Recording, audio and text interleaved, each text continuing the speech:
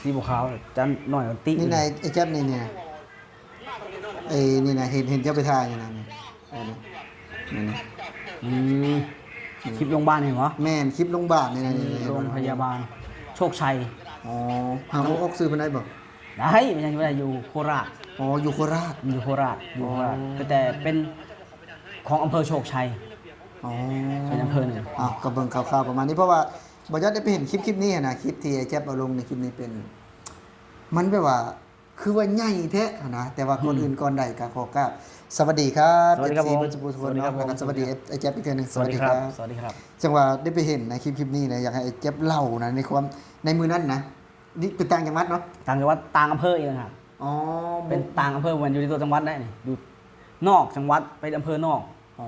บ่แม่น มีจักชั้นนี่นะ ประมาณ6 ชั้น 6ชั้น แม่นวัน6 เป็น ชั้ อะไร น ได้เห็นความรู้สึกที่ได้ไปเห็นโรงพยาบาลใหญ่แบบนี้ คือตอนแรกเนาะบาจะไปถ่ายบับโบถ่ายถนนตรงช่วงหน้าโรงพยาบาลอ่ะมันจะเป็นทางยกระดับ อ๋อ ทางยกระดับตรงช่วงข้างล่างมันจะเป็นถนนตัดเข้าไปโรงพยาบาลเลยกลับรถได้พร้อมเนาะคือแปลว่าไปกลับรถได้เพราะว่าทางยกระดับแบบนี้ได้ยกระดับขาม อ๋อ ตอนนี้ก็เข้าโรงพยาบาลตอนนี้ก็สิกลับรถพร้อมก็ได้นะสองฝั่งเลยแล้วมันใหญ่มันแบบค่อนข้างที่จะเป็นเหมือนยุทธศาสตร์เนาะถนนแบบเหมือนมอเตอร์เวย์เลยเหมือนทางด่วนเลยจะเห็นตรงนั้นนะมันแบบสุดโหดเลยความงามอ่ะงามขนาดก็เลยแบบถ่ายคลิปตรงนั้นแล้วผมจะแนมเห็นอันนี้มันยังมันคือแบบทรงแปลกๆตอนแรกผมจะคิดว่าเป็นอาคารยังผมจะบริใส่ใจเนาะคิดว่าเป็นอาคารเกี่ยวกับสำนักงานยังโบ้คือใหญ่แฮงแท้นะถามมาโบนี่อยู่ไซมาโบอยู่โชคชัยโชคชัยนี่โคราชบอกโคราชแต่บ่เป็นตัวจังหวัดได้เป็นตัวอีกอำเภอหนึ่งอำเภอนอกออกมา อ๋อ นะ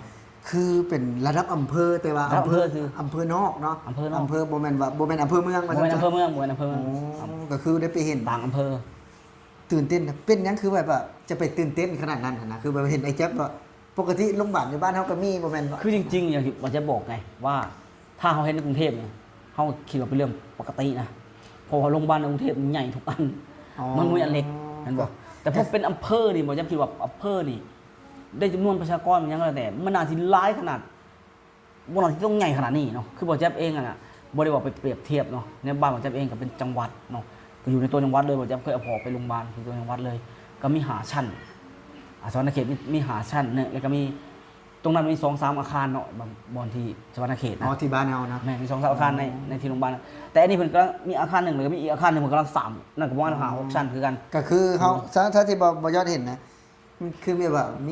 มีแบบว่ามีพุ่มหญ้าน้ำมีอย่างนั้นแน่นอนว่าเฮาเบิ่งมันบ่ได้มีตึกเด้ แม่น มีแค่อาคารแบบว่าเขาห้องอาคารบ่ อาคารโรงพยาบาลเลย มีแค่อาคารโรงพยาบาลตรงนั้นน่ะนะ แม่น บ่ได้มีตึกมีห้างใหญ่แต่ว่า แม่น เพิ่นเฮ็ดอ่ะให้แบบว่า มันได้มาตรฐานนะ คือ เพิ่ บ่ นเฮ็ด จะบอกโบเลย แค่เห็นโรงพยาบาลอาการป่วยก็หายแล้ว โอ้โห เพราะว่าแบบว่ามันใหญ่แบบเฮ้ยมันบนนาสิเป็นมันระดับจังหวัดนะถ้าเฮาเบิ่งมันระดับจังหวัดมันบนนาสิระดับอำเภอต่างอำเภอออกมาแบบนี้เนาะนะเพราะมันใหญ่ถึงแบบใหญ่แห้งบ่ยอดใหญ่แบบอย่างที่โบเจ๊บอกแหละแค่เห็นโรงพยาบาลอาการป่วยก็หายแล้วอ่ะ อืม คือมันรู้ล้าทางเขานี่ก็งามเลย แล้วไอ้แจ๊บนี่เคยได้พาญาตินี่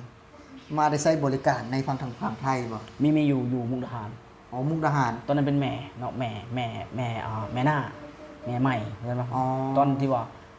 พ่อกับแม่อยู่กันใหม่ๆประมาณสัก4-5 ปีแรกแม่เป็นต้องผ่าช่วงสะโพกอ่ะ อ๋อ คือถ้ามันอยู่สวรรณเขตมันก็ผ่าได้บ่เพิ่นผ่าได้นะแต่ด้วยความมั่นใจของพ่ออาจจะบ่มีความมั่นใจจุดนั้น ก็เลยรวมเงินเลยครับประมาณ40,000-50,000แล้วพากันขามมา อ๋อคือมีเงินประมาณ 40,000 บาทเนาะ แม่น แต่ถามว่ารักษาอยู่ลาวนี่ได้บ่ คือรักษาอยู่แล้วนี่อยู่ประมาณสัก20,000 กว่าบาท แต่คนที่เป็นพ่อนี่กังวลใจบ่มั่นใจ อ๋อ คือรักษาได้ คือคนที่เป็นแม่อาจจะได้ใส่ซิทธิ์อีกต่างหากอยู่ตรงนั้น แต่หัวใจอะมันหัวทั้งนี้ไม่หาย100%แน่ อันนี้ที่พ่อคิดนะ เพราะว่าพ่อเคยเห็นหมู่ของเรามารักษาก่อนแล้ว อืม เขาใช้เวลาแป๊บเดียวก็หาย อ๋อก็คือมีเคสที่แบบว่าอยู่ในหมู่บ้านนั้น แม่น เลยมารักษาก่อน คือเป็นพอจะเป็นญาติพอจะเป็นครูเนาะเป็นครูเกษียณตอนนี้หมู่ที่เป็นครูสอนกันนะป่วยเป็นอาการเดียวกัน แล้วเขามารักษาขามารักษาเลย เขาบอกว่าอย่าเสียเวลาซื้อสมุด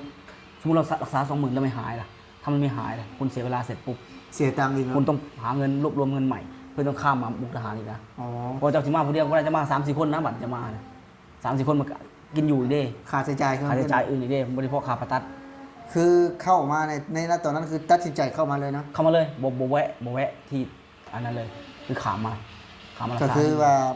เป็นได้เข้ามาแล้วก็เสียประมาณจำนวนตอนนั้น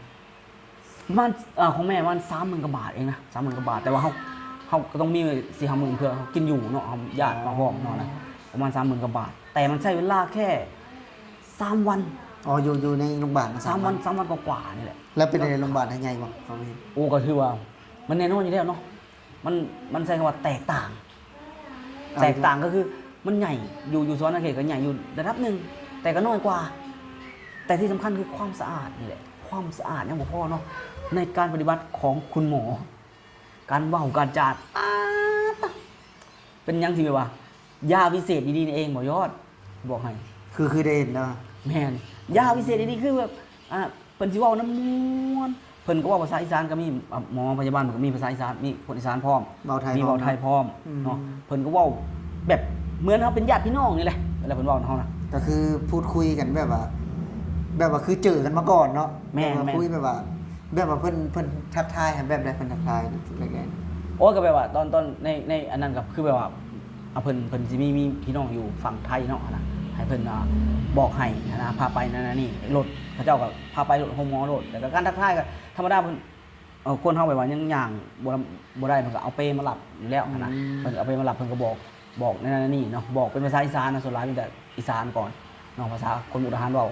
ก็คือเข้ามานี่มีเอกสารบ่ที่ข้ามมารักษา ในห้องก็ต้องมีเอกสารก็คือเฮาก็ต้องเตรียมไว้แล้ว เอกสารในส่วนของเฮาก็เตรียมไว้แล้ว คือเข้ามาต้องมีเอกสารอยู่แล้วเข้ามา แม่น ก็คือเข้ามานี่เอาคืออยู่บ้านเขาก็ฮู้อยู่ว่า รักษาอยู่ไทยนี่แพงกว่าเนาะ แม่น แพงกว่า แม่นกว่า แต่ว่ามันมีความมั่นใจเนาะ คือด้วยความเป็นแบบนี้นะคนเนาะด้วยความที่พอมันแจ๊บนะถ้าเกิดรักษาอยู่โซนเขตเนี่ยเราสิได้สิทธิ์เพราะว่าการเป็นข้าราชการ อ๋อ ได้สิทธิ์ตรงนี้เราได้ถือเนาะแต่มาไทยเขาบ่ได้สิทธิ์ตรงนั้น แต่เขามั่นใจว่าหายแล้วมันมีเคสมาก่อนแล้วว่าหายเนาะ อ๋อ แต่ย้อนประมาณเกือบ13 ปีนะพี่น้อง 13 ปี เกือบ13 ปีที่แล้วนะ อ๋อ ที่มันจะเข้ามาที่พ่อมันจะพาไอ้แม่เข้ามานะก็เห็นให้มาพอหูยแล้วว่าหาย เมื่อหูหายเฮาจะบ่เสียดายเงินเลยเท่าไรก็แล้วแต่ คือถ้า หาหาได้อะ คือบอแจ๊บบ้านนี่เนาะทางพ่อบอแจ๊บนี่พี่น้องเป็นข้าราชการเนาะท่านจ้ะณตอนนั้นคือ ณตอนนั้น ยังสอนอยู่ ยังสอน เาะ อยู่ตอนนั้น เป็นข้าราชการแล้วก็ถ้าหากว่าเพิ่นป่วยอยู่แล้วเนาะหรือว่าแบบว่ารักษาอยู่แล้วก็จะมีสิทธิพิเศษหลายกว่าคนธรรมดาเนาะ แม่นยอม แต่ รับ ว่าเพิ่นบ่เลือกที่จะใช้สิทธิพิเศษตรงนั้น บ่เลือกเพราะว่าเฮามันมีความเสี่ยง อ๋อ เขามองถึงความเสี่ยงคือโอเคแหละมันจะไม่ได้ไปบูลลี่หรืออหยังโทษไอ้นั่นเนาะเพราะว่าต้องยอมรับให้ได้ว่า เรื่องวิทยาศาสตร์การแพทย์เฮาหูดีว่าประเทศไทยนั้นล้ำหน้าขนาดใดขนาดไม่ว่าล่ะ คือจัง